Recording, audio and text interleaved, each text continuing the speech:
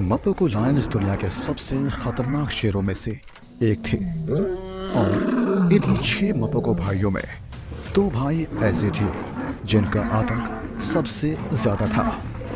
और ये 2 भाई मिस्टर टी और किंकी टेल थे, जो अपने 4 भाइयों से लड़कर दूसरे इलाके में पहुंच गए, जहां इनका सामना दूसरे गठबंधन के शेरों के साथ हुआ। और ऐसी भयानक लड़ाइयाँ हुई जिसमें मिस्टर टी और किंकी टेल दोनों की मौत हुई। और ये लायन फैंस के लिए किसी सदमे से कम नहीं था, खास करके वो लोग जो मपोको लायंस को फॉलो करते थे और उनमें काफ़ी इंटरेस्ट रखते थे। उनको बहुत गहरा सदमा लगा। फर्स्ट क्लिप में हम बात करेंगे किंकी टेल की मौत के बारे में। दोस्तों, किंकी टेल मपोको गठबंधन का हिस्सा था और अपने भाई मकुलू से लड़ाई करने के बाद वह मिस्टर टी के साथ दूसरे इलाके में पहुंच गया, जहां इन 2 भाइयों का सामना मचिंगलानी शेरों के साथ हुआ। एक तरफ ये 2 भाई थे तो वही मचिंगलानिस 5 थे। हालांकि मिस्टर टी और किंकी टेल ने मौका देकर एक मचिंगलानी भाई को मार दिया।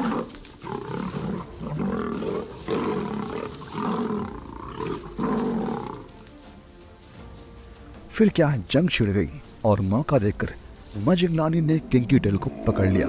रात का समय था, सारे रेंजर्स अपने लॉज में थे। तभी एक भयानक लड़ाई की आवाज ने सारे रेंजर्स को आकर्षित किया।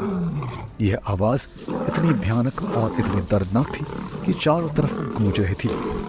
सारे रेंजर्स जब वहां पहुंचे तो उन्होंने देखा कि 4 मचिंगलानी शेरों ने किंकी टेल को दबोचे रखा है और मिस्टर टी कहीं आसपास नहीं था। चारों मचिंगलानी बहुत बुरी तरीके से किंकी टेल पर हमला कर रहे थे और किंकी टेल लड़ने की कोशिश कर रहा था, पर वह अकेले करता भी तो क्या करता।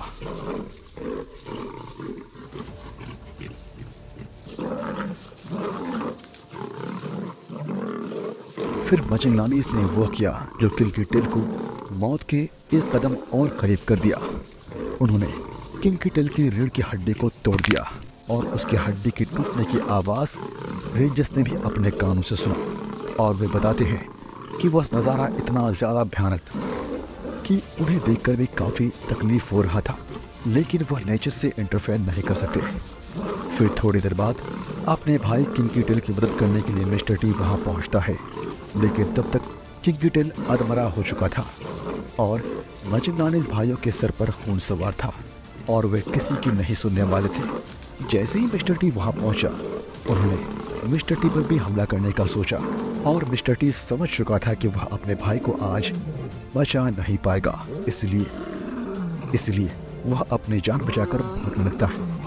मचिंगलानीस उसका कुछ देर पीछा करते हैं। इधर बहादुर किंकी टेल अकेले ही 4 मचिंगलानीस से लड़ते हुए मौत को गले लगा लेता है। यह लायन फैंस के लिए वह पल था जो कभी भी भूला नहीं जा सकता। दोस्तों, दूसरे क्लिप में मैं बात करूंगा मिस्टर टी की मौत के बारे में। मिस्टर टी, जो किंकी टेल का भाई था, अपने भाई की मौत के बाद अपने 4 भाइयों के पास चला जाता है।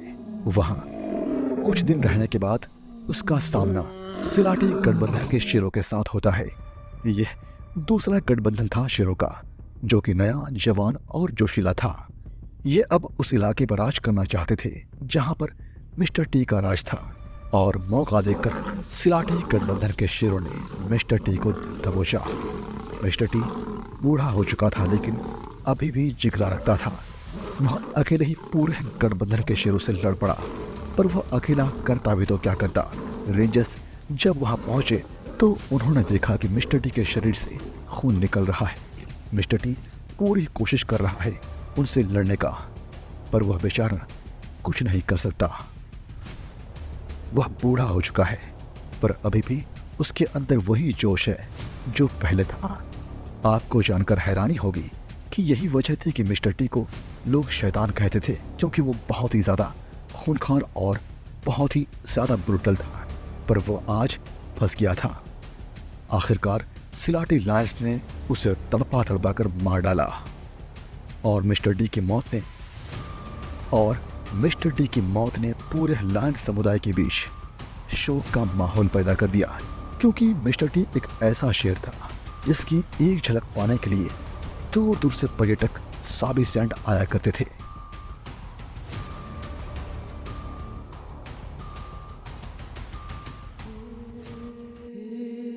दोस्तों, तीसरे नंबर पर हम बात करने वाले हैं सेसिल द लेजेंडरी लायन के बारे में, जिसकी डेथ काफी ज्यादा कंट्रोवर्शियल थी। सेसिल जिम्बाब्वे के हुआंगवे नेशनल पार्क का एक फेमस लायन था और 2015 में उसकी डेथ न्यूज में छा गई थी। एक्चुअली वह डेथ नहीं बल्कि एक मर्डर थी। सेसिल को एक अमेरिकन डेंटिस्ट वॉल्टर पामर ने शूट किया था ट्रॉफी हंटिंग के लिए। पामर और उसके गाइड ने सेसिल को पार्क के बाउंड्री से बाहर लालच देकर ले गया, जहां उसका इलीगल तरीके से शिकार किया गया।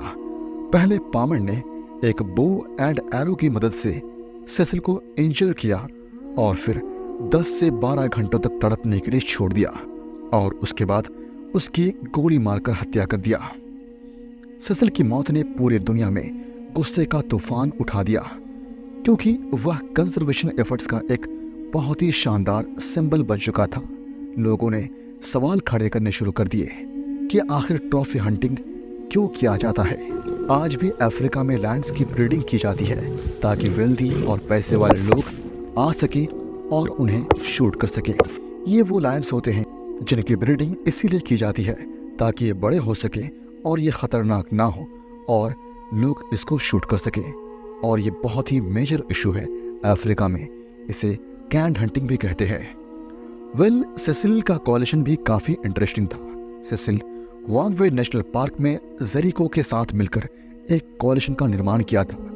आपको जानकर हैरानी होगी कि जेरिको शुरुआत में सेसिल का दुश्मन था और जेरिको ने ही अपने साथियों के साथ मिलकर सेसिल के भाई लिएंडर लायन को मारा था। हालांकि कुछ दिनों बाद सेसिल ने जेरिको के साथ एक नया गठबंधन बनाया, जो कि लायन फैंस के लिए वाकई में बहुत ही शानदार चीज थी।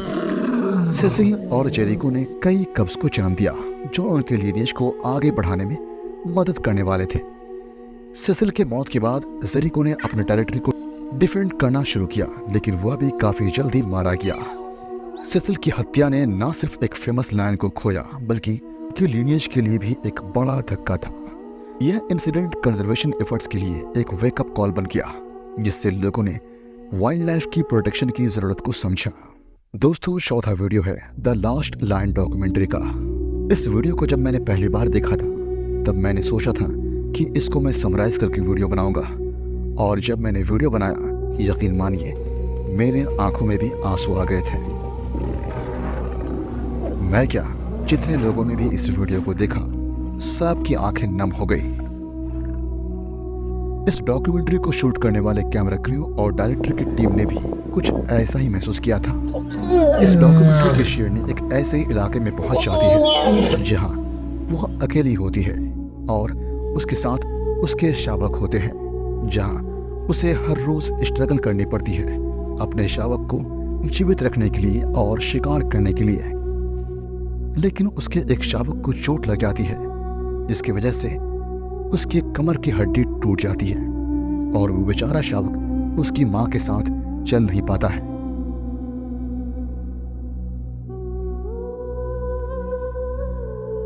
उसकी मां अपने सीने पर पत्थर रखकर आगे बढ़ती है और वो शावक पीछे से आवाज देता रहता है।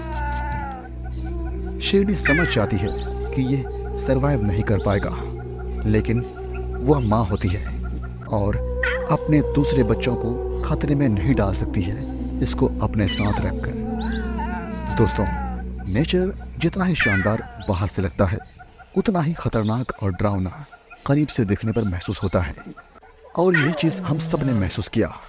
वह शेरनी कितने दर्द से गुजर रही होगी उस मोमेंट पर इसका अंदाज़ा हम नहीं लगा सकते।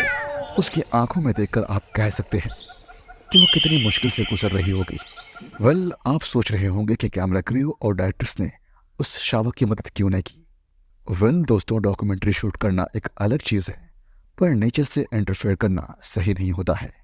दोस्तों, ये थे कुछ क्लिप्स जो मैंने लायंस की दुनिया से चुनकर आप लोगों के सामने रखा, और इनकी कहानियों ने हम सभी लायन फैंस को उदास ज़रूर किया है।